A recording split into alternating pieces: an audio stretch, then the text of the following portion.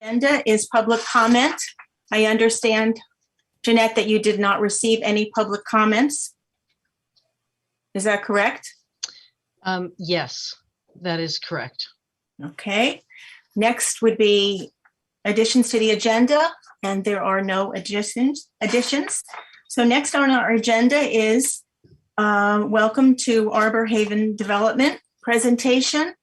And there are a few rules, and that is that questions will be, well, there are no one in watching our meetings. So, but questions are going to be only from commission members tonight. There will be other opportunities for public comment from people and other opportunities for them to ask questions at other meetings, other presentations. So the purpose of the meeting is for the commission members to hear the presentation and ask questions. So without further ado, we will hear your presentation. Okay, so are you on? Yes, I'm here. So we are Arbor Haven Development, and we would like to talk to you about our proposed development. Joe, you want to lead off? Sure. Alex has put up on your screens an overview of the proposed development. We propose taking a portion of the old golf course and repurposing it from a golf course into homes and open space. We are following the revised zoning for this parcel pursuant to the Town Zoning and Planning Commission. They revised the zoning on this, I believe, back in June. This property is now zoned as residential / open space. And that's what we propose, is residential and open space. The open space component is about 50 to 55 acres of open space. The residential component is the balance of that, although a part of that balance is dedicated to implicit open space because there's a lot of bike trails and walking paths built into the development. The residential component consists of really it's I'm going to say 4 different market segments. We have larger homes which will sit on 1.5 acre plots. This is consistent with the town's current zoning, which is called residential A. That's basically what you find in almost all of Woodbridge today. We propose using the outer portions of the parcel abutting Johnson Road and Ansonia for these larger houses, so that the community will see from the roadways something that looks like the rest of the town. In the property, surrounded largely by open space, will be 3 other market segments. We're going to have an affordable housing segment, a market rate, sort of middle market home segment, which will be on smaller lots.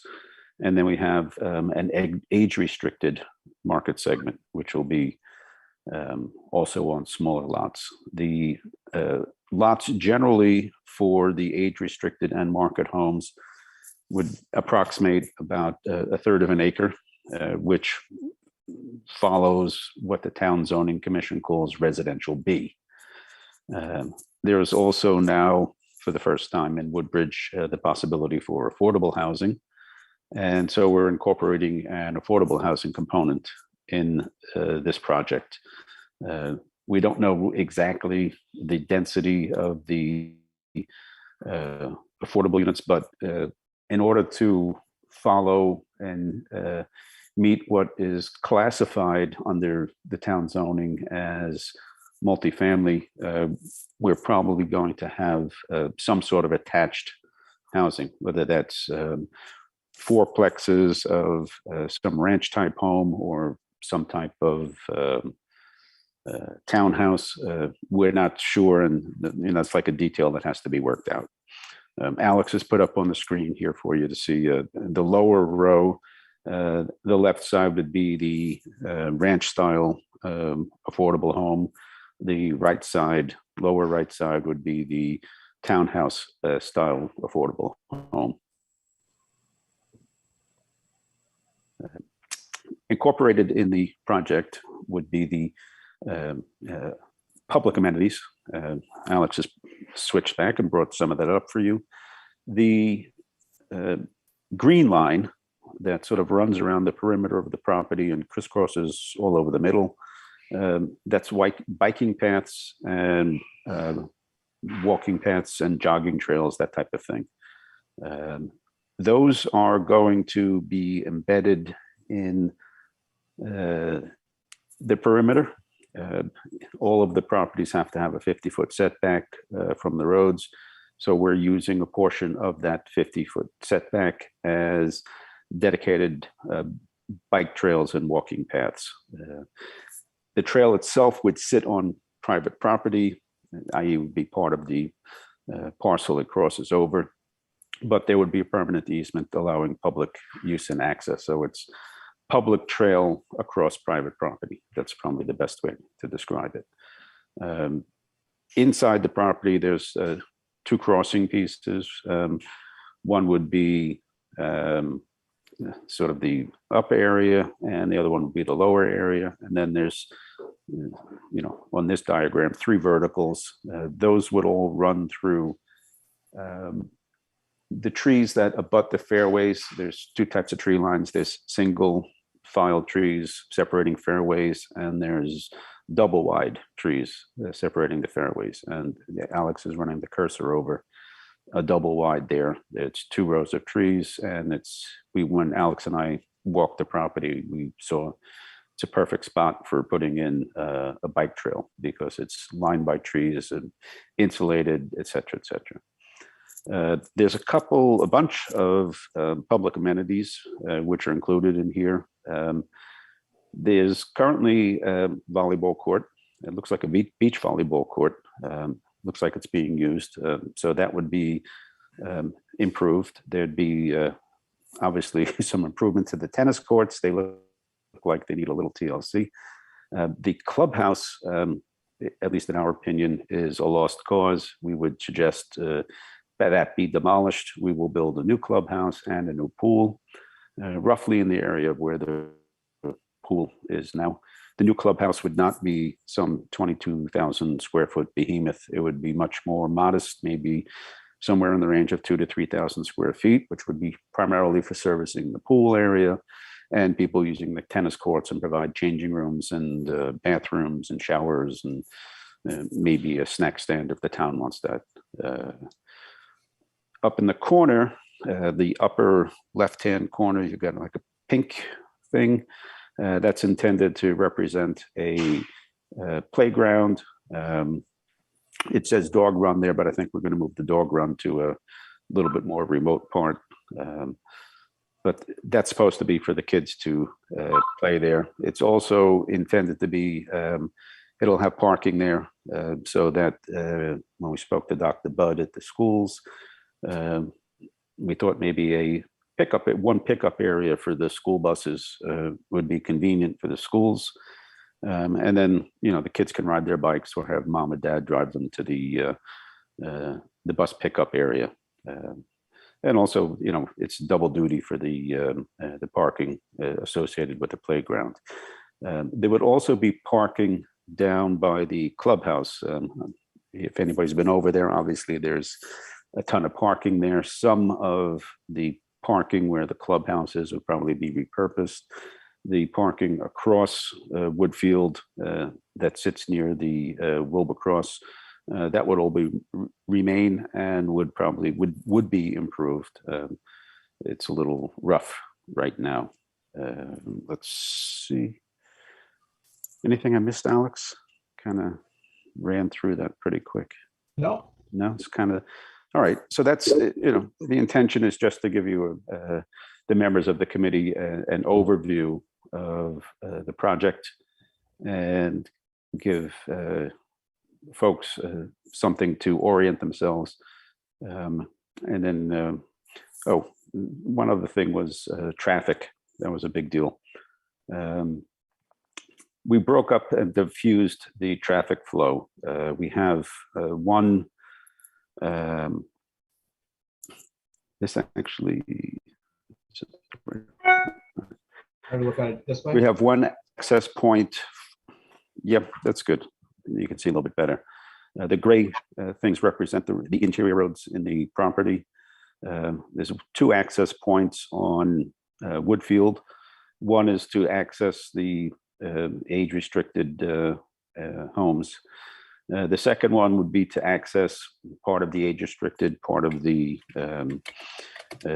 market rate homes and affordable homes, and also to access the pool area and the other public amenities.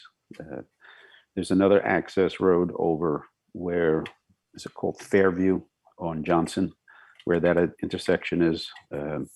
People naturally go in and out of the property today using that area, so we thought we'd just be consistent and continue that.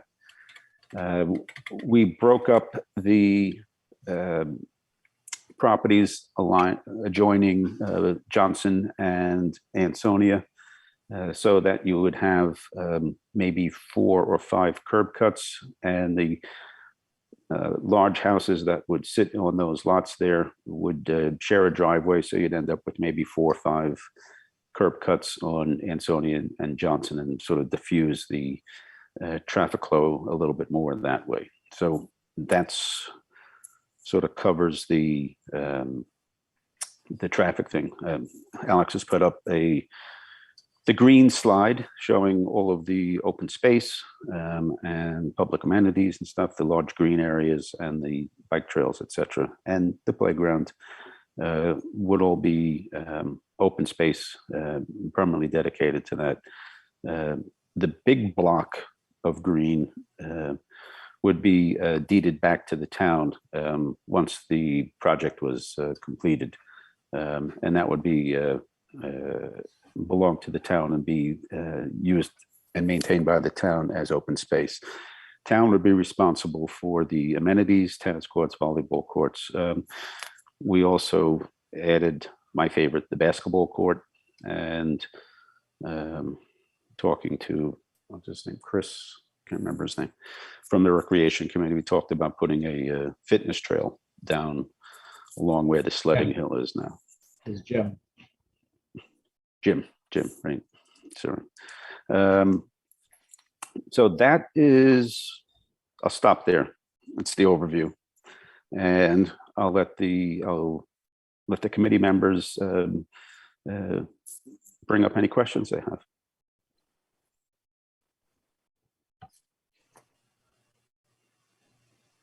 Anybody have any questions? Any commission members have any questions? Just feel free to just speak up. All right, Janet Charleglio.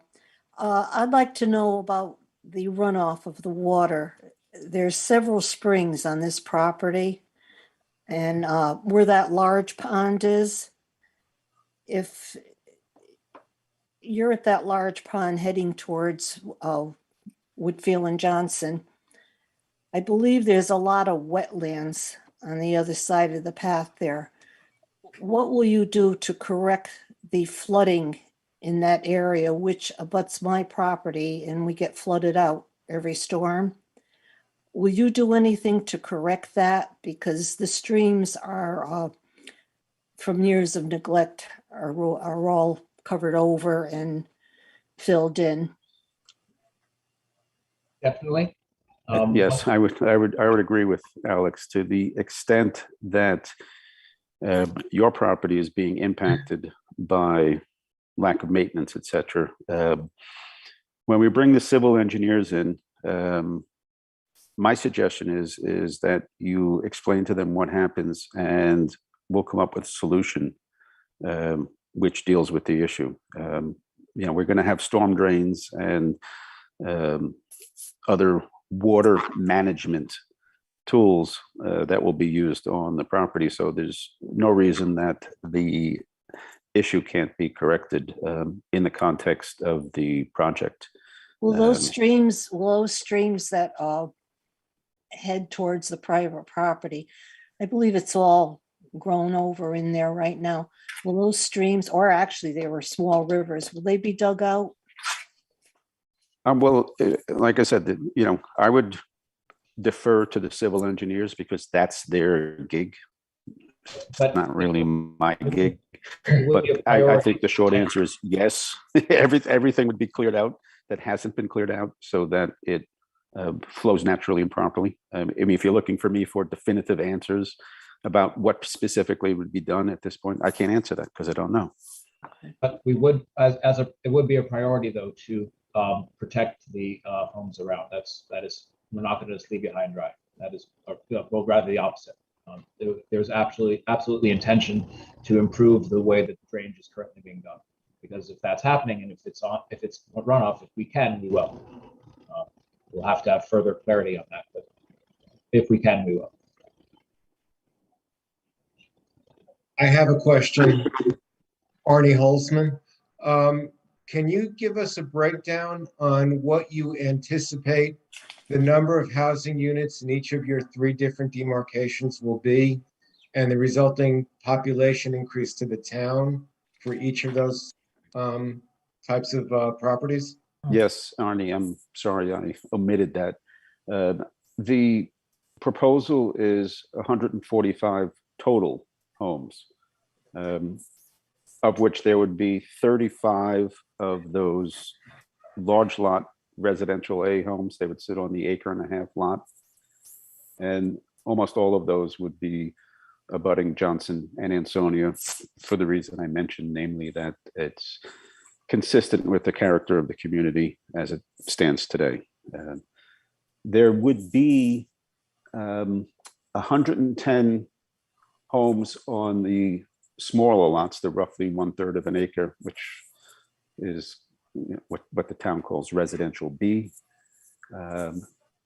Of that 110 homes, 22 of them must be affordable homes. And we don't really have a breakdown of should the affordable homes be 50% market rate, 50% family homes, and 50% age restricted. I mean, there's no rule on that. So we're for now we just said 50-50, but that can be moved around since there's no restriction on which way you go with that. Assuming that you've got 22 affordable homes and half are going to be regular family homes and half will be age restricted homes. There is an additional 62 age restricted homes, which would be market rate. And with the 11 assumed 11 age restricted affordable homes, you'd have a total of 73 age restricted homes. The balance of the homes, which would be family homes, I believe there's 26 market rate and 11 affordables. How many people? National statistics can be deceiving, and a lot of things get lost in averages, as you know. Alex found some information. We put it up there. The average household in America now is 3 people. I look around my neighborhood. I don't see a lot of 3 people households, but that's what the national average is. I would suspect that average household would probably be closer to 4. But the age restricted ones will definitely be less.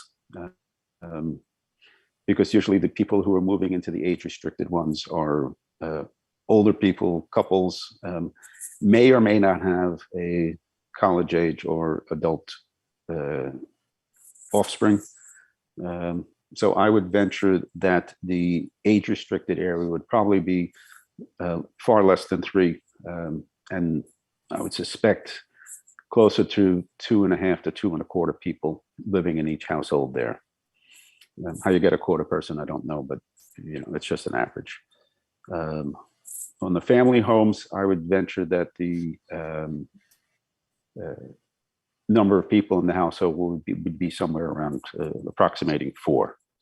I mean, obviously, some people move in, they don't have kids. Some people move in, have 3 kids or 4 kids. It's averages. So, you can't really tell. We took to sort of figure out, for the sake of the town, what impact this development could have on school age children coming into the system. So what we did was we took the national average for new construction, 3 or more bedrooms, and we tripled it. And that's the number of kids that are showing up on that thing over there. So we have about 83 to 85 kids coming into the system probably. So that's probably the best answer I can give you about the breakdown on the types of homes, number of homes, and the population in there. If I could just follow up, Sure. looking at the former page that you had up there. This one? I think we need to challenge you on your expectations of pricing and tax revenue that the town would get. I'm thinking about selling my 4-bedroom home, and if you want to give me $800,000 for it, I'll move out tonight. That's just not a realistic price unless the homes are truly way above average in just about every amenity at today's pricing. So I don't know where you come up with those numbers. If you could explain that, if you're anticipating 3 years, 4 years from now. Well, the sellout that that. we're expecting it taking about 3 years to sell out the larger homes. 35 homes, 1 home per month, 3 years total. The age-restricted homes, we went over to, what's the one over in Orange there, Woodfield, I think it's called. If you ask me personally, it's a very ugly development. We will do a lot better than that. But the pricing that you see here is very much what they're getting over there. All right, so that's spot on. Good deal less, actually. And it all depends on the age of the home and things of that nature. There's a whole range of. We feel that these numbers are going to be possible, very much so. Well, usually, as a general rule, a new home will attract a 10% premium over an existing home, just because people are willing to pay more to have something that is theirs from the outset, and they can do what they want when it's being built, etc. The pricing on the affordable homes is basically dictated by law, so we don't have any say over that. And as you can see, they're obviously very low prices, and there'll be more demand than there will be availability. Mm-hmm. This is based off of the area median income. I actually used to work at.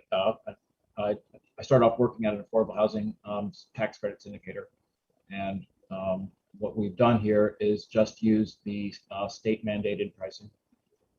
This is just the way it is. That's not a number which we can adjust in any way. Are there any other questions from commission members? Hi, it's Lauren Miller. Sorry, I don't have my video on. Is the pool in the clubhouse intended to be used for the new construction of like the little village, or is it for all of Woodbridge? What is that? What is the thinking there? The public amenities, tennis courts, volleyball court, basketball court, fitness trail, clubhouse, pool, playgrounds, etc.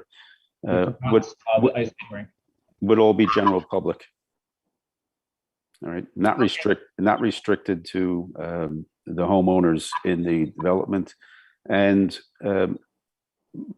Most of those, if not all of them, would be deeded back to the town as public amenities. Okay, I see. Thank you. If there are no other questions, then we would thank you for your presentation. I have one, I just wanted a little clarification, and I apologize if you may have said this because my connection kept going in and out. But just to clarify, the medium to larger homes were going along Ansonia Road. The large lot homes go on Ansonia and Johnson. So those would be 1.5 acre lots, 65,000 square feet is what the zoning says. And where was the affordable and age restricted homes? In this picture here, it's not to scale because it was done at a certain time. We moved some things around since then. The orange or yellowish part, I'm not sure what that color is supposed to represent the area where the age restricted homes are. Although there's going to be 62 of them, so a little more space than what is shown there is going to be, it's going to go into the green area. That's what I'm trying to say. And the green areas, which is supposed to be the market rate homes and some of the affordable homes, is 37 homes. So that's green area is going to be smaller. So the smaller lots are all going to be embedded in the interior of the parcel. And from the exterior roads, Johnson, Ansonia, and Woodfield, unless you drove in, you wouldn't really see any of the third of an acre lots. Okay. Thank you. Again, if there are no other questions, then we thank you for your presentation. Okay, good.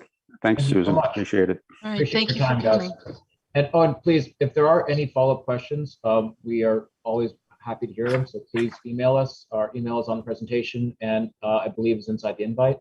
We'll circulate another email with our email. So please, if you have any other questions or things that you want to opine on, let us know. Thank you. Again, our thanks. Our thanks. Good luck. Okay. Next item on our agenda would be liaison reports. David, Board of Selectmen. Are you muted? Okay, can you hear me now? Now we can. We can. Yes. Because of the two holidays of Report. Labor Day and Rosh Hashanah, your meeting actually followed the Board of Selectmen meeting for September. So I've given you the liaison report from September, so I don't have a new liaison report for you. Okay. Okay. All right. Thank you very much. Board of Finance, Dwight is not present this evening, so we will not hear that report. Next on the agenda is approval of the minutes of our September 13th meeting. They were all part of your packet. I will need a motion. If there are no corrections, I will need a motion to approve the minutes and a second. I'll make a motion to approve the minutes of the meeting. Okay, thank you, Janet. And a second? I can second the motion. Thank you, Jen. Okay, I will do a roll call vote because virtual meetings votes are supposed to be done by roll call. Janet? Yes. Jennifer? Present. John? Yep. Arnie? Yes. Pat? Yes. Lauren? Yes. And myself, yes. Okay, motion carried. Minutes are approved. Next item on the agenda is the Youth Services Report. Nancy, would you please give us your report? Actually, can I interrupt for a second? Am I muted? No, I'm not. Was everybody here last month who voted just now? I think we might have had. Oh, that's right. You're absolutely right. So if you weren't No, here, I know, I can't. So Jeanette, it's Lauren. I can't remember. No, I think I wasn't here, but I don't believe Lauren was here. And I think John, she you were has not. to abstain. And John, Okay, you I do. abstained then. Okay, so, Sorry. and John, I don't know if he was here or No, I not. was No. not. Okay, John, so it's 5-0-2 is the vote, 5 in favor, 0 opposed, and 2 abstaining. I'm sorry to interrupt that. That's an important, thank you for picking that up. Sure, we'll just move on. Excellent. Okay, Nancy? Okay. Yes, I wanted to start with staffing. We have Jeanette and I interviewed for the Youth Services Program Coordinator position, and we would like to hire someone with your approval. So we're hoping you can approve her tonight. Her name is Sarah Pearson, and we would like to have her begin as soon as possible, but she still has to pass the background check. So, and her rate would be at $17.81 per hour. So would someone like to make a motion to approve Sarah Pearson to start as soon as possible after her background check is completed? And contingent upon a clear background check, I should say. Nancy, would it be appropriate to sort of just take 2 minutes to describe to us what her background is? Yeah, can I say something? Because I was going to wait for the vote, but I think I'd just like to jump in and say Sarah comes to us with a master's degree in social work from Fordham University. She grew up in Bethany. She lives in Shelton. She went to Amity. She remembers the impact of the 7th grade picnic and what it meant to, she was only at that picnic. She's 30 years old. She was, at that picnic when Nancy was still here. Probably there.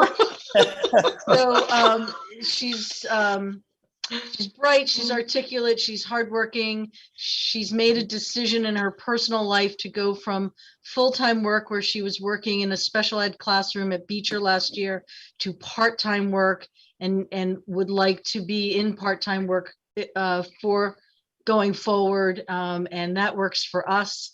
We'd be very lucky to get this young woman. I think a lot of her. So that's my 2 cents, Nancy. Yes, I agree. I think she's got a great sensitivity for people in general, but especially for children. I think that's where her heart is.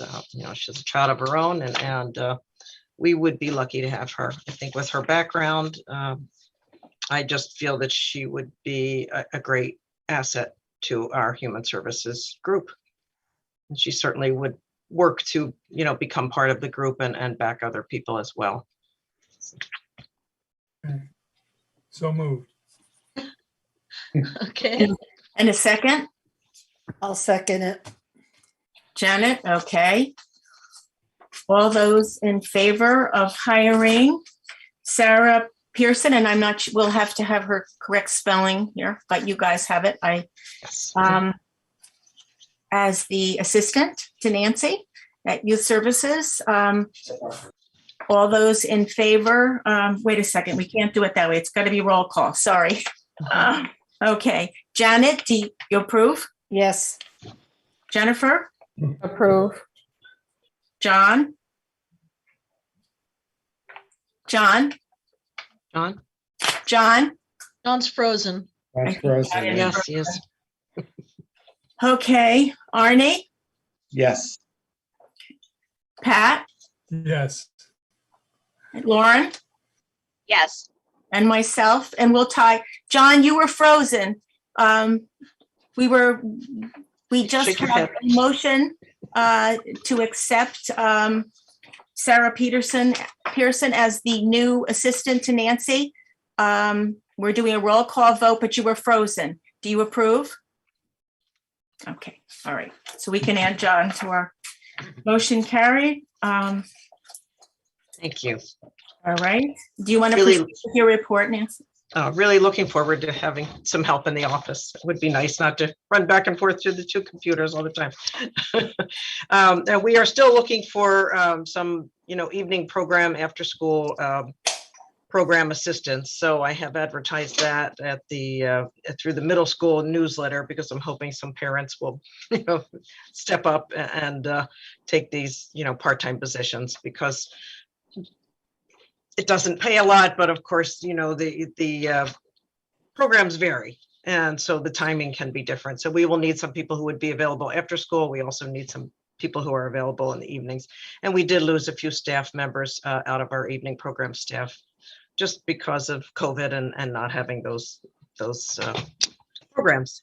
So I did just, I know it's not on there, but if you'll look at your report, I did mention that the 2 grants, all the applications, reports are in, budgets are in for the next year, and the expenses for the year are completed. So it was just finished at the end of September.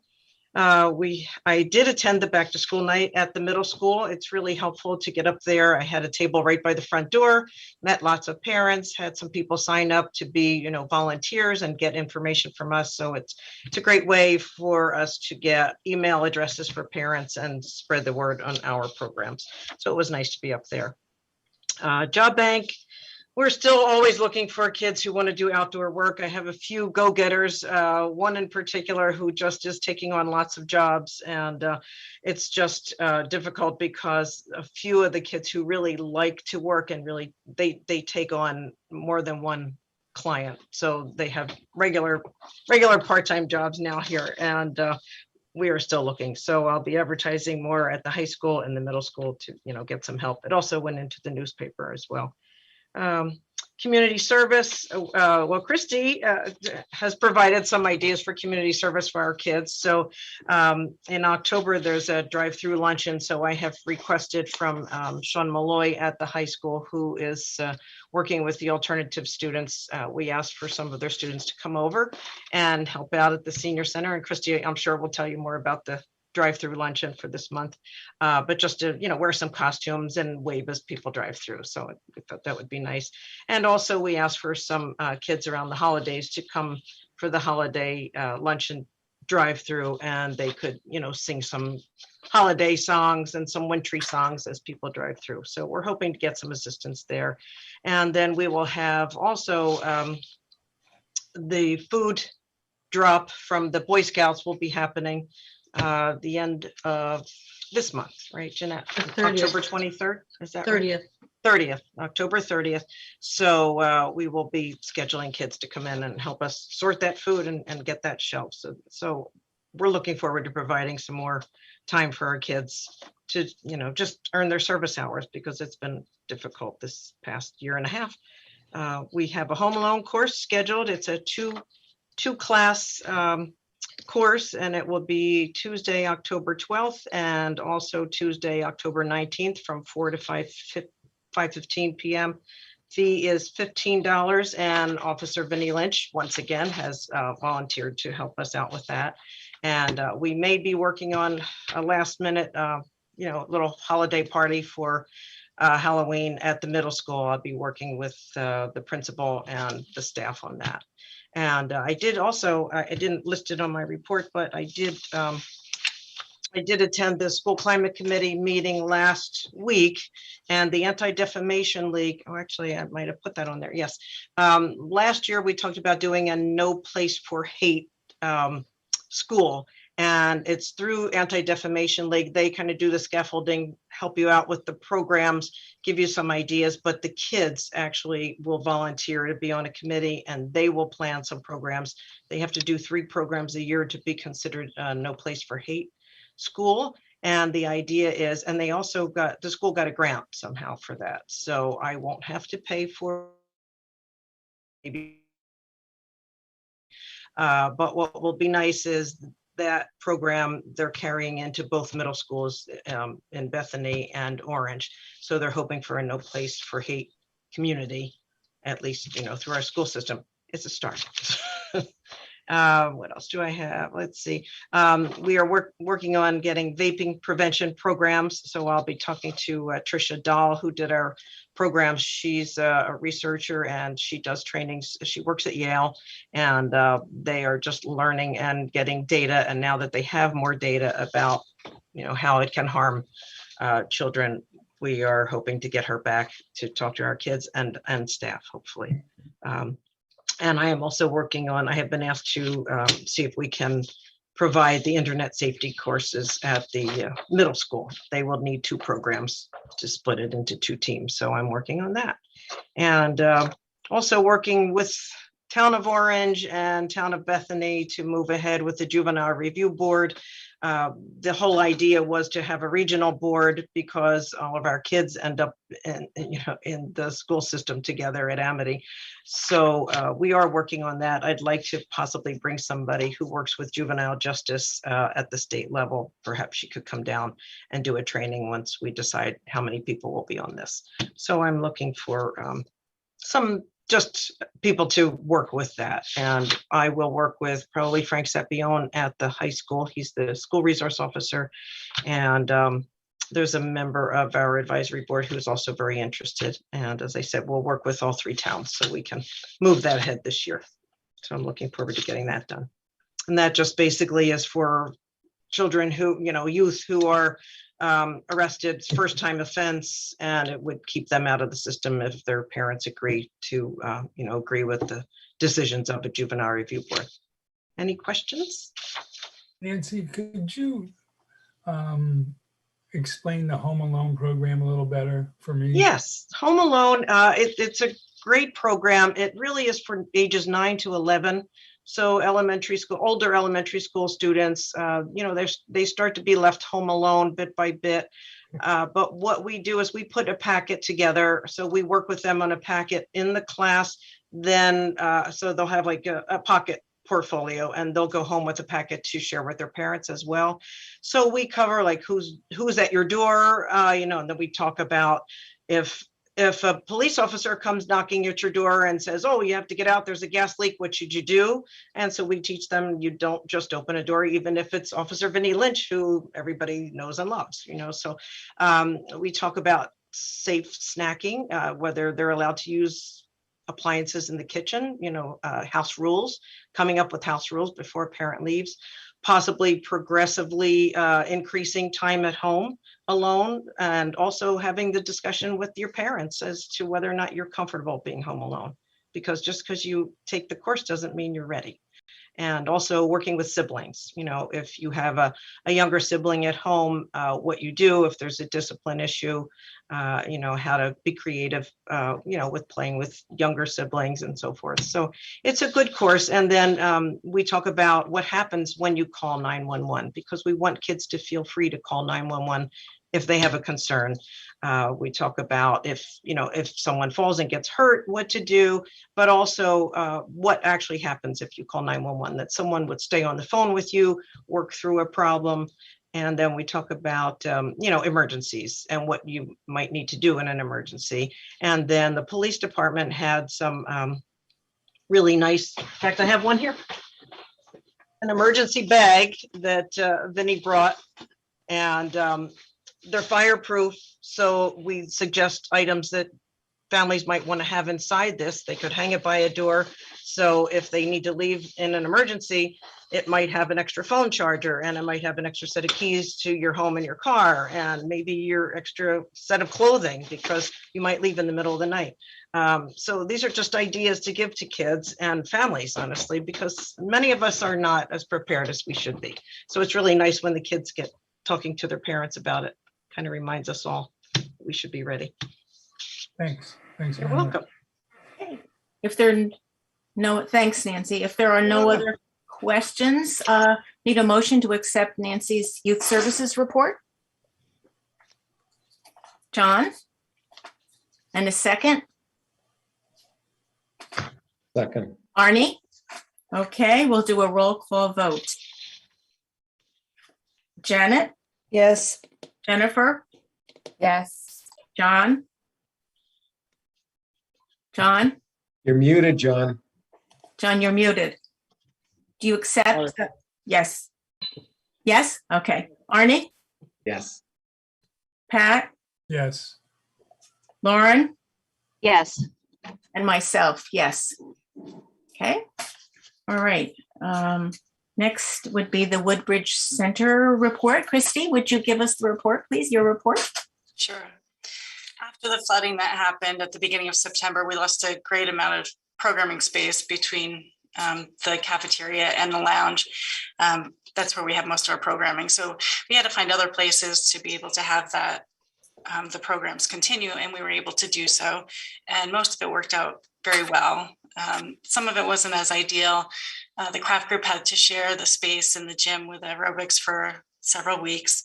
And then after the water was cleaned up, though, building maintenance went down and reassessed everything, and they were able to look more closely at the damage that was done in the area of the flood. And they gave us permission to use part of the cafeteria that was not damaged.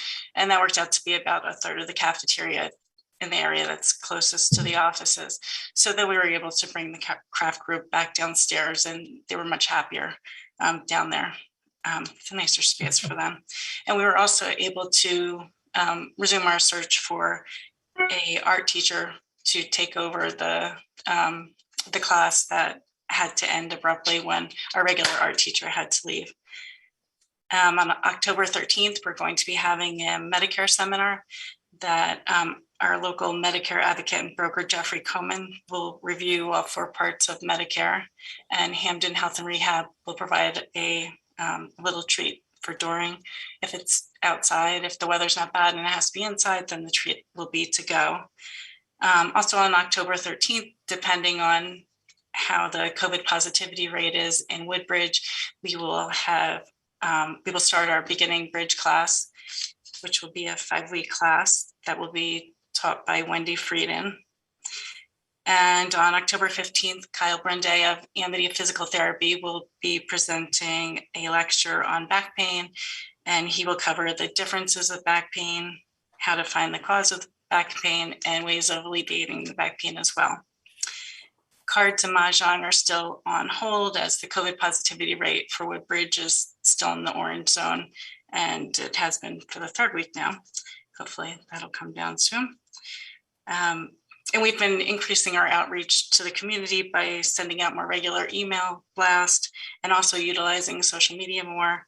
We have 196 followers on Facebook, which is a big jump. And maybe after the meeting, everybody who has a Facebook account can follow us, and then we'll reach that 200 mark. And lastly, we've also been trying to update our website. We've been working on that for several months, and something seems to come up when we start to work on it more, but we're in the process of updating that to provide up-to-date information and resources for the clients. And lastly, we're going to be having a health fair on October 28th. Nancy had mentioned this. It was going to be just a drive-through, and then it was for Halloween, and then we extended it to be a health fair. And we're having several vendors, so we thought it would be safer to have the health fair in the gym rather than have everybody trying to stop and start outside in their cars and having it be a drive-through with a health fair.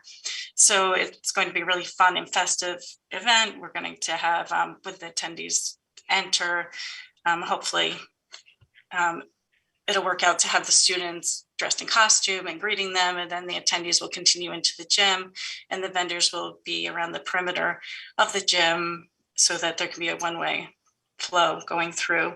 And the vendors' tables will be decorated, and they'll be in costume, so it'll be really festive. And then on the way out, the attendees can pick up a box lunch that'll be provided by Coachman Square of Woodbridge.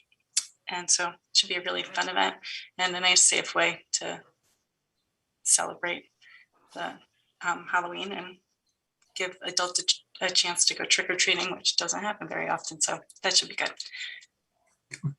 And that's it. Are there any questions? So Christy, I just, while you were talking, did a Facebook search for the Woodbridge Center to try to, and I found it, unless there's an issue with Facebook, as there has been today, apparently. There is, yeah. I got 0 results searching for Woodbridge Center. Now, I'm not exactly an expert on Facebook, so I might be doing something wrong. So it's the Woodbridge Center, Woodbridge, Connecticut. Yeah. Woodbridge CT. And that's what you did? That's what I did. Oh. If I may add something. Screwed up, unless, again, Facebook was having a problem today, so. Yeah. They had a big problem today. I heard it on the news when I still ran be home. Well, I'll I'll try tomorrow. I'll have to look into it. Are there any other questions for Christy? Thank you for trying, Arnie. If not, then I need a motion to accept Christie's Senior Center Director's report. I'll make a motion to accept her report. Okay, and a second, I'll second. Arnie. Okay, roll call vote. All those, excuse me, Janet, Yes. Jennifer? Yes. Yes, okay. John? Yes, I can see he mouthed yes. Okay. Arnie? Yes. Pat? Yes. Okay. Lauren? Yes. And myself, yes. Okay. Motion carried. Thank you, Christy. Jeanette, you're on deck to bat. Would you please give Okay. us your human services lengthy report, right? Yeah, What's happening? You're I was on sort deck. of, I was cringing as their half hour. We thought maybe it would be 15, 20 minutes. As they went to the half hour mark, I said, I'd really like to get out of here tonight. So I'm going to try and make this brief. I sent my report, but I will just touch on some things. We have two. Oh, and by the way, Arnie, I also did a search and it's coming up. We couldn't find anything to show. And I am actually a follower. So it's Facebook. It's not you. Okay, thank you. 2 flu clinics. One has, as they say, sold out already. It only had 25 spots. It went quickly with Orange VNA on October 14th. The other one still has availability for the 21st. I may actually be organizing a 3rd clinic, depending on what the firefighters want at this point, whether they can sign up for an existing clinic or if they're going to be looking for their own clinic. We'll try and accommodate as best we can to get as many people vaccinated with the flu vaccine as possible. We do have an upcoming suicide prevention. I think I can share screen really quickly. Hold on, let me share screen and where'd you go? Had you up here a second ago. There we go. Can you guys see that? Because I can't see you. This is No. okay. This is the QPR question, persuade, and refer training for suicide prevention. It will be Thursday, October 21st. We just got the flyer today. The link is from us on there. So if anybody wants to sign up and wants the link sent to them, I'm happy to do that. It should be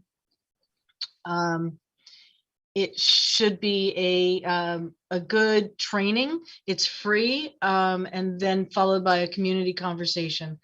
So if anybody has someone they think might benefit from this, someone who has some personal knowledge that they want to share. I have one resident who's been writing to me about an awful situation that happened through Yale, not keeping a loved one and releasing them. And after she had called police and gotten them to Yale, they released him and he did succeed in his mission. And so she's very disheartened with the healthcare system and very disheartened with the process.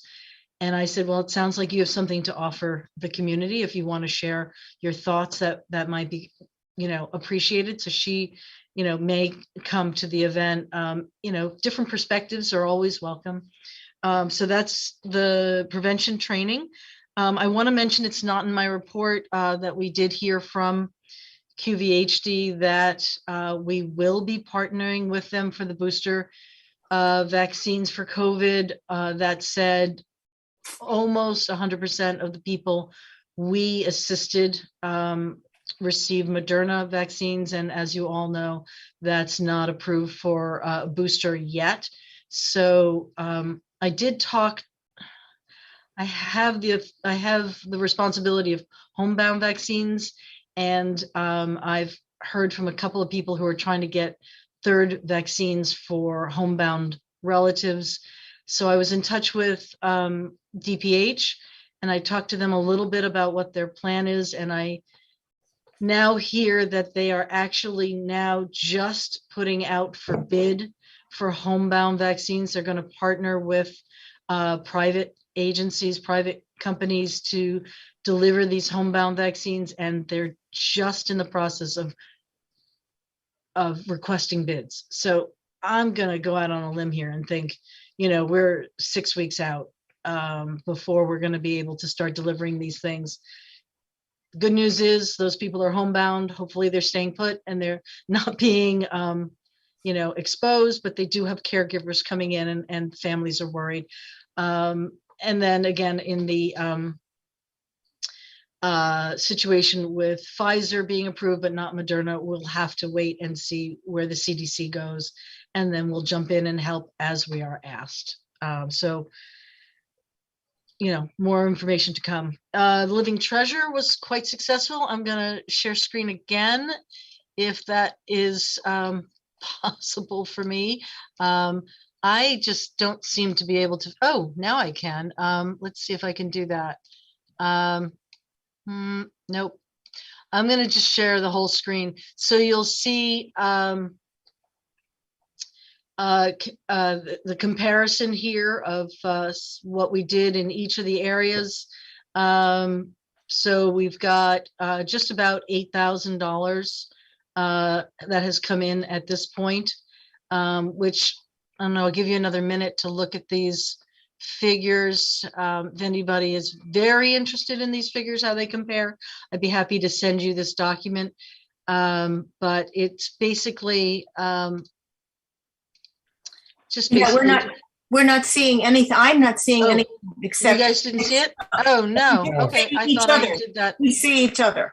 Okay, I'm sorry. I thought I was sharing it. Hold on, let me see if I can do it. So far, the split screen hasn't worked. Yeah. Okay. You look good though.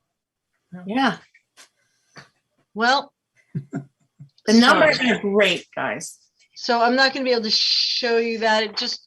It looks like this. It's got 3 years. This is backwards, so I'm not showing it right. But apparently the Excel is not working with my share screen. We took in just approximately $8,000. Our goal was $5,000. So this exceeded. We have had 200 people in the past. We had just a little over 100 at this event. We did really well with the advertising book. Thank you, Arnie, for buying an ad. And ticket sales, our price for the meals actually went up by $2 a meal. So that cut into the ratio there of profit margin. And of course, it's COVID. So we didn't do everything 100%. We tried to keep everything sort of smaller. And we knew in that way that we would earn a little less money than in years past. Last year, 2019, when we did it last, we raised just a little under $11,000. And as you all know, in 2018, we were able to use the money raised, the $10,000, to contribute to the ADA compliant bathroom and ramp when that project was running short. And the town said, well, we'll have to choose and do one or the other. We threw in $10,000 and they met us a little ways and we were able to get it done. And then in 2019, now we raised $11,000. And when we got the $128,000 steep grant, they looked for a matching part of it. And we offered up $10,000 from our fundraising. So we were able to receive the steep grant of $128,000 for our $10,000 matching, which is awesome. And now we have, $8,000 raised here. We have our eye on a few nice items that would benefit the whole department. in the reconstruction, and I will get to the renovation at some point here. Things like a ceiling mounted projector and drop screen that Nancy can use for her Home Alone class or her babysitting class, and Christy can use for lectures. And so that would be a huge benefit to the construction project, but wasn't included in the original drawing. So we'll see, what it is that we can do to, either contribute this to the whole project or hold on to it, wait till next year, add some more to it and do something else.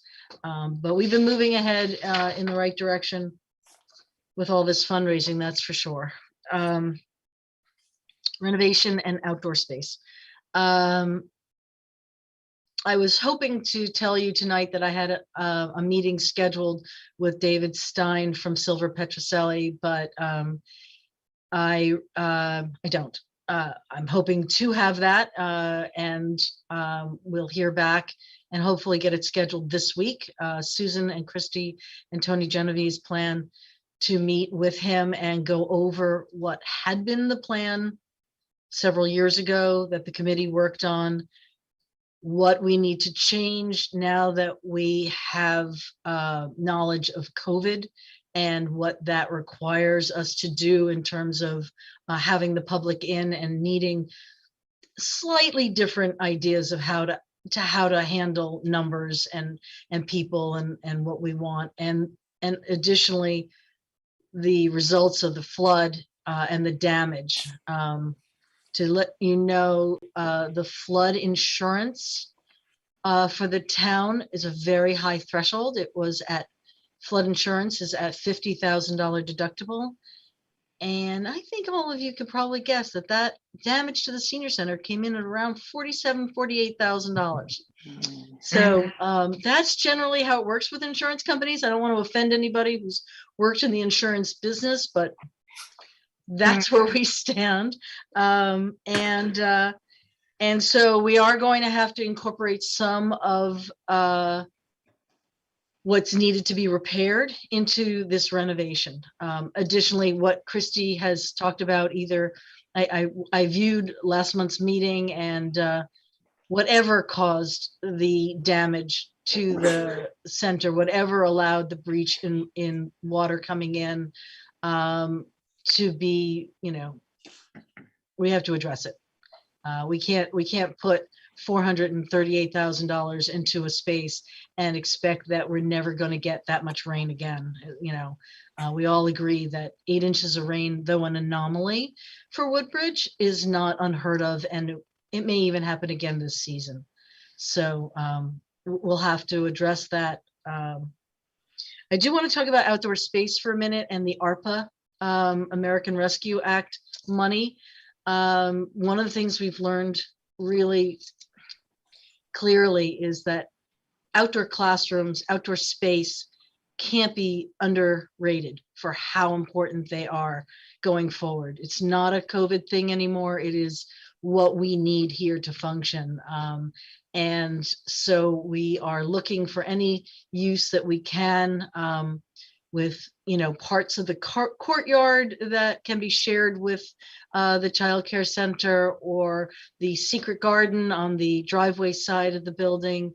Over in the Grove area, it's been suggested that a pavilion be put up. I really love the pavilion idea.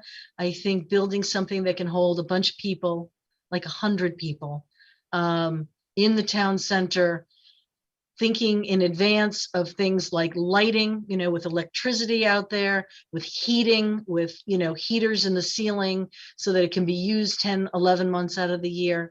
I think we all need to think about what this town needs in outdoor provisions, outdoor education, outdoor programming. That said, the ARPA funds that have come to the town of Woodbridge, American Rescue Act, are significant. There are a lot of people with a lot of ideas for that money. First and foremost on my list, and I've talked to a number of the selectmen, have bent their ears in private time and in public time. I believe this building needs an HVAC system. And I don't believe that this building's HVAC system should come out of the renovation funds that the senior center has so, hard-earned money for renovation, I don't think should fix this entire building.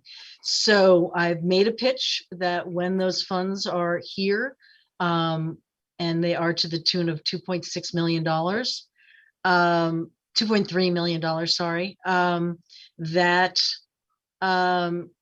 we talk about HVAC upgrades. David Stein mentioned that you don't anymore put a behemoth unit on the roof and do a whole building, that you do things in zones.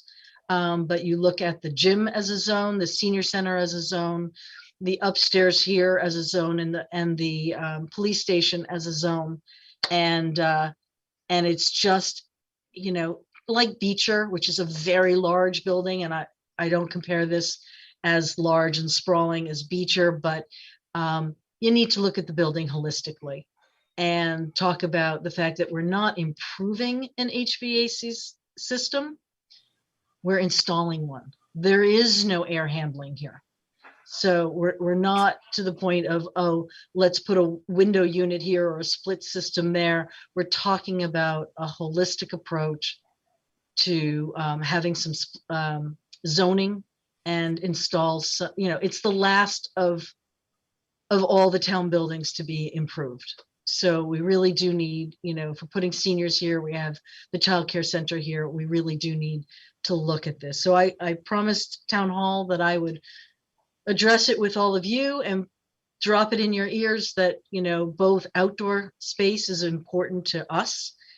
Nancy's programs, Christie's programs, that, all the different constituencies that use this building, and then and shared with the library. So, a lot of this would be shared with library, rec, human services, town hall. So it would be for, everyone to use this outdoor space and HVAC. So those are the important things. We are going to meet with David Stein. I do need to tell you that the holdup for moving this project forward is still the fact that EDC, Economic Development, is the state department that is tasked with overseeing the STEEP grant, $128,000. And DEMAS, Department of Mental Health, has been tasked with looking over, the oversight of the $300,000 bond commission money. We can't move forward with one project with two reporting systems. One may require us to hire certain people and bid certain ways, and one may not. And we absolutely can't stop what we're doing, go back and start over. Tony is really working on this to try and get them to come to some agreement of one master, one oversight, one reporting system. And until that's solved, he really doesn't want to move forward. But we can start with the plans and all of that. We have the money. We just need to figure out who we're going to report to. Okay. Are there questions? I'm just rattling here. I'm not going to talk about staffing because you've already heard from Christy and Nancy. Capital budget. I did send an email out requesting, but I haven't heard back, so I'm not sure. Pat, you got my email. I invited you and Susan. We're going to meet in the next few weeks and go over the capital budget. I put previous capital budget stuff in here. My feeling is we'll be removing the HVAC from our capital request because, we'll be granted a town project. My feeling is that the chairs that we requested will also come out of our renovation budget. So I think we'll be pulling some things out and we'll be looking at what we can stick in. I'd love to meet with these anyone else is welcome to join us, but Pat's done it in the past, Susan's done it in the past, and we'll meet in person, we'll go through this, and then we'll come back to the rest of you for the November 1st meeting. And I think it's November 1st, and we'll get approval. This document will be due November 5th.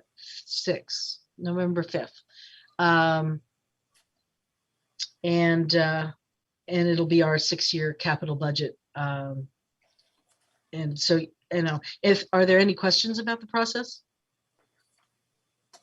Okay. The answer is yes, by the way. Okay, great. All right, we'll figure out our schedules. Holiday baskets. Ellen's doing a fantastic job. She's reached out to Beecher and so at all 3 schools, and letters have gone out to folks. In fact, the letter that went out actually netted us a couple of new clients who learned from the school about the availability for fuel assistance.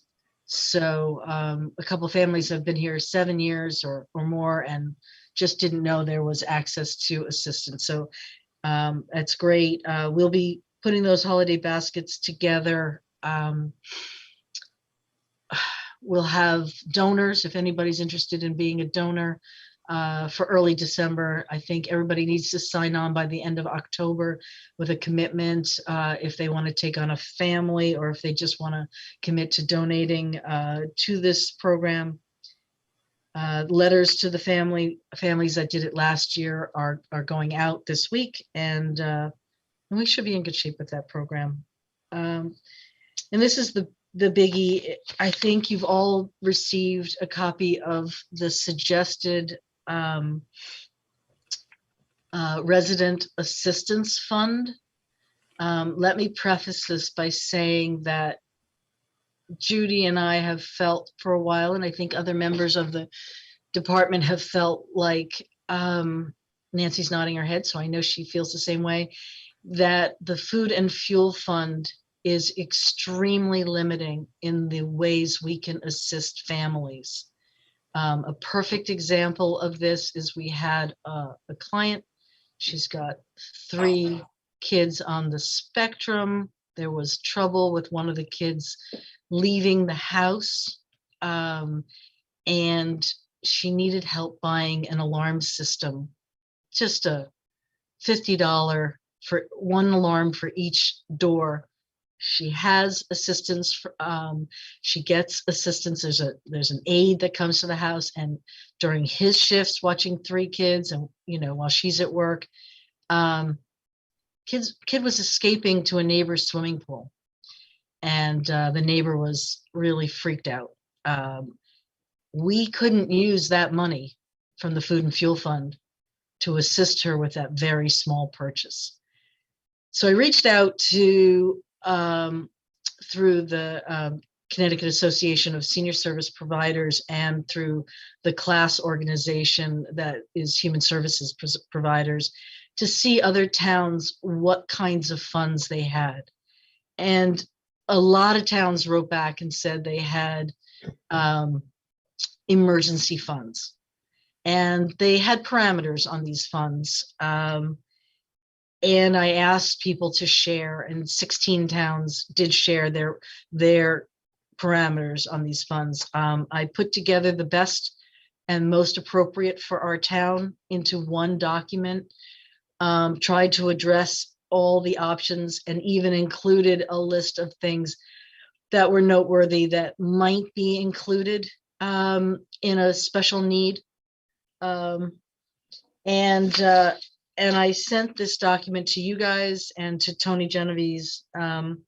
Tony has been talking about changing the fund anyway. Actually, Ellen had come up with the idea of, why is this money sitting there without earning interest or anything? It just sits there until we can use it for these limited scope. We don't usually buy food. We buy gift cards once a year to help with the holiday baskets. Food comes in as donations. So we generally have enough food, and the money is really only used for fuel assistance one time per year, with a capped allotment for anyone who qualifies through team. We use their parameters for qualifications, for qualifying. I lost my train of thought, sorry. So what we'd like to do with this is have you guys approve this. Tony is now, he has suggested putting this money in a trust that will earn an income. It will earn. We would then pay, as we do now, pay directly to vendors. We don't ever give money directly to the resident. We give it to, we have an invoice, we give it to a fuel company, we would give it to whoever is, you know, responsible for what we are purchasing. And then quarterly, we would send those bills directly, not quarterly, but directly to the finance department. They would pay it, and then through a journal entry, he would change things, move the money so that the town wasn't paying for it, the fund was. And likewise, when we got contributions, it would go through the finance department, as it always does, but then get contributed to the fund. The concept of the trust and who would be the board of directors is very loose right now and has to go to the board of selectmen and with Tony's suggestion. So I can't have us voting on any of that, but I can have us voting on, I will request that we approve, that you approve the new description, which allows us to actually help these residents in a way that, you know, we have this money sitting there, but we haven't been able to use it. And all these other towns apparently have recognized this and created similar funds, similar systems. I'm sure you have questions. Let me answer your questions and see where we go with that. Let me ask, does the concept of changing the food and fuel fund to better accommodate the clients we serve appeal to you? Yes. It feels like a no-brainer. It Yes. feels very straightforward. Then, you know, are there any questions of things that we might have left out in this policy? I can assure you, I read all 16 of the other ones and used the parts that seemed to come together. I did find today, you know, I hesitated using the word revise the fuel and food fund because I could find no policy on it that had been written. Town Hall didn't have a policy, but I did find today what is a guideline on it. And the guideline literally is everything we put in there. It's about proving residency. It's about making sure they're qualifying as of the parameters set out by team, so that they are, you know, 200% of the poverty level, those kinds of numbers, gross income, documentation for 4 weeks prior to their request that they had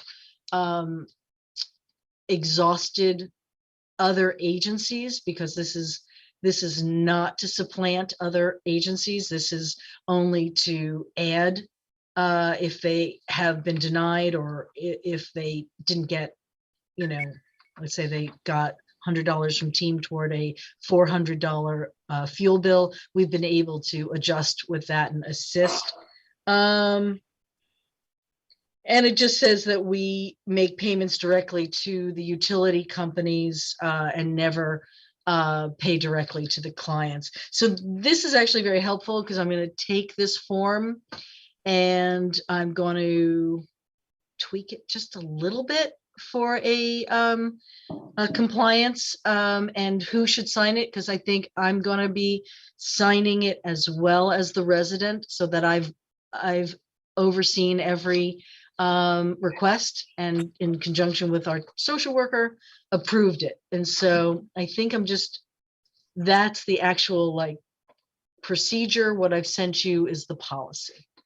So if are there any questions directly on what we've said in the policy? We've outlined a description, eligibility, residency, income, resources, how the fund is funded, and annual assistance, limitations defined the year,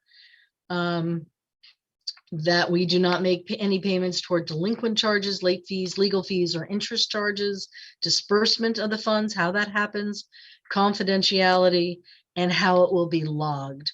And then there are indicators of areas additional to what we've seen in the past, things like somebody who has a recent disability and needs to make some alterations to their house, somebody who uses a automobile to get to work or school, and they have a problem with the automobile that needs to be one time rectified, and we might help them.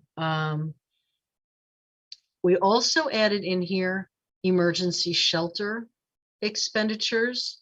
Should the emergency shelter need to operate, what we're doing now is, during COVID, I think you all are aware that we haven't been opening it per se.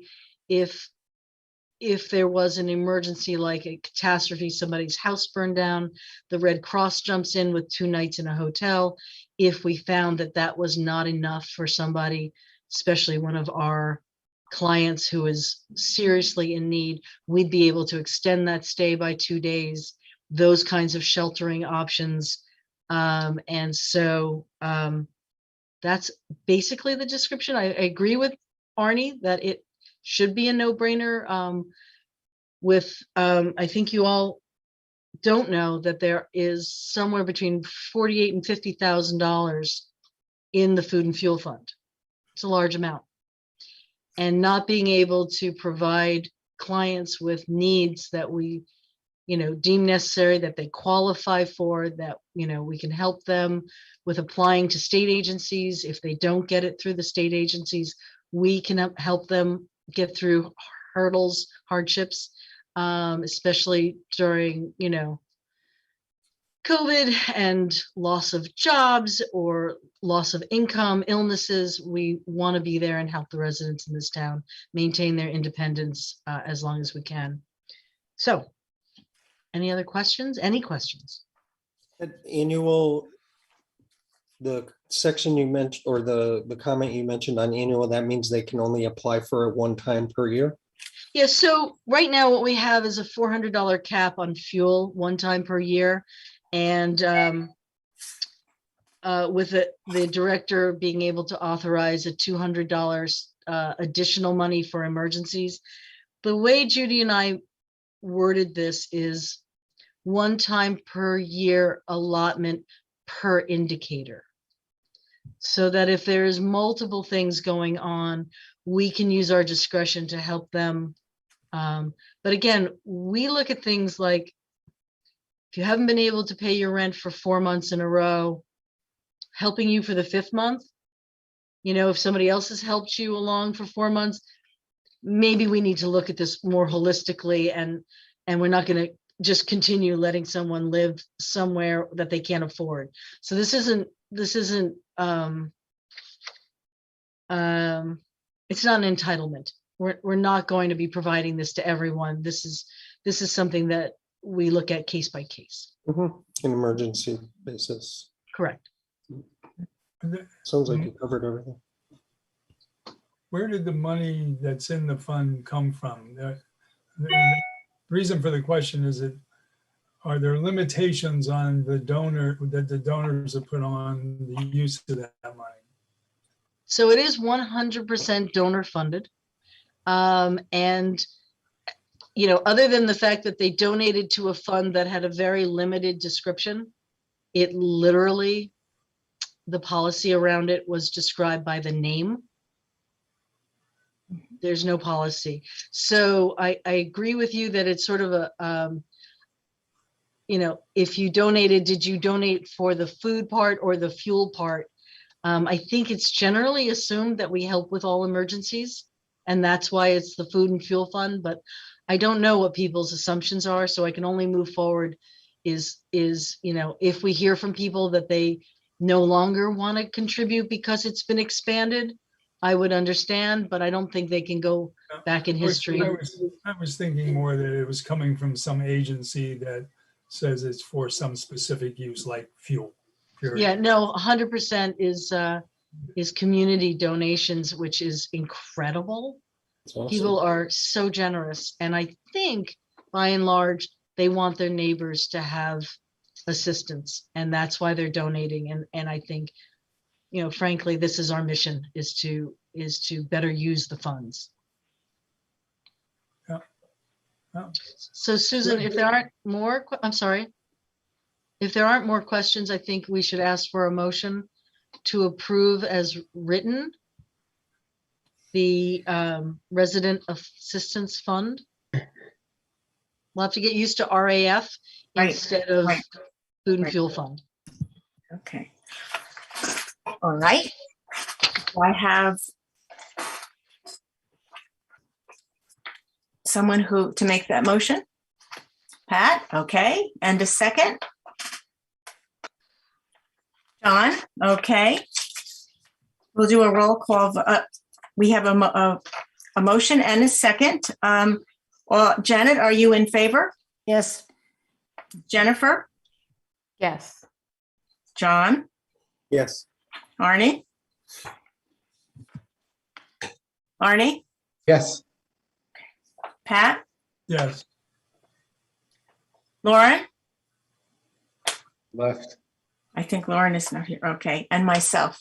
Yes. Okay. So the motion carried. Yes, we still Okay. have 6 members. Just note that Lauren had already left and didn't. I noted it because it would Okay. look weird to have 6-0 and Yeah. we didn't account for the missing person. Right. Okay. Okay, Right. I'm exhausted, so I'm sure you guys are too. But we need. I know. I was just going to say, are there any questions about my report before you guys make a motion on that?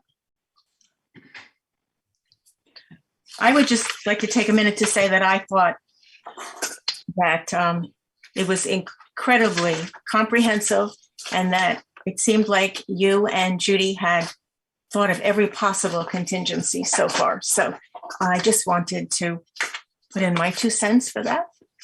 Oh, can I say one more thing? I'm sorry. Yes.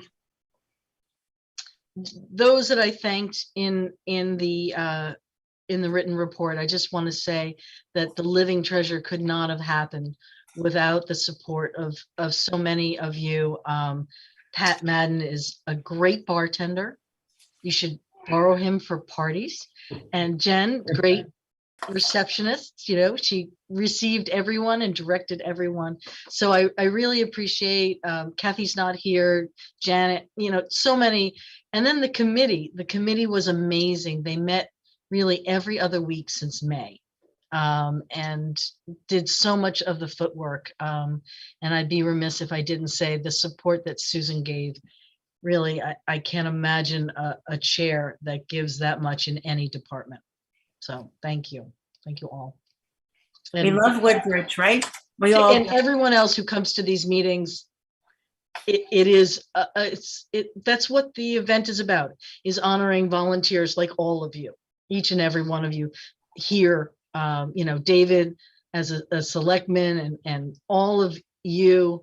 That's the nature of what we honored, and having more volunteers there to do the honoring was just, it just brought it all home, the celebrity servers and all of that. So truly. I just want to add, Jeanette and Ellen did a phenomenal job with the whole Living Treasure thing. They had a lot that they wound up, virtually the whole thing. The senior center wasn't able to help as in the past with everything going on. And Jeanette and Ellen really just blew it out of the park with everything and their organizational skills and just getting everything done. And the fact that 2 people were the main ones that did it was really just remarkable.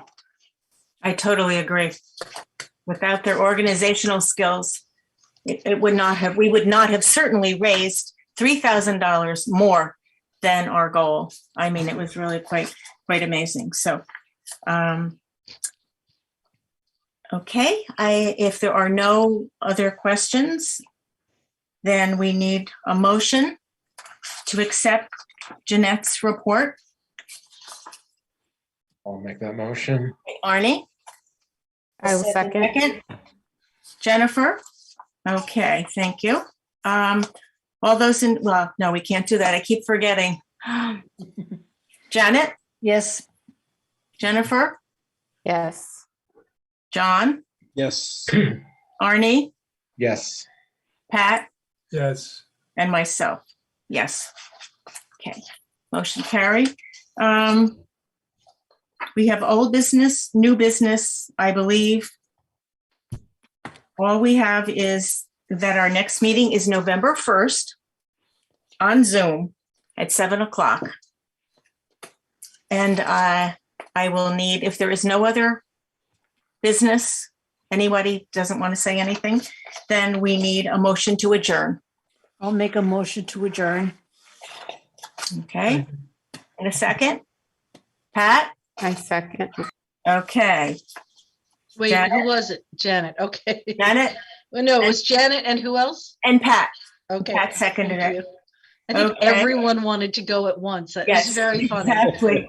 Okay. Janet? Yes. Jennifer? Yes. John? Yes. Arnie? Yes. Pat? Yes. And myself? Yes. Okay. All right. Thank you Good very job. much. We'll And see you thank you. November Lots 1st. happening. Bye-bye. Good night, everyone. Good night, everyone. Good night. Thank you. Good night.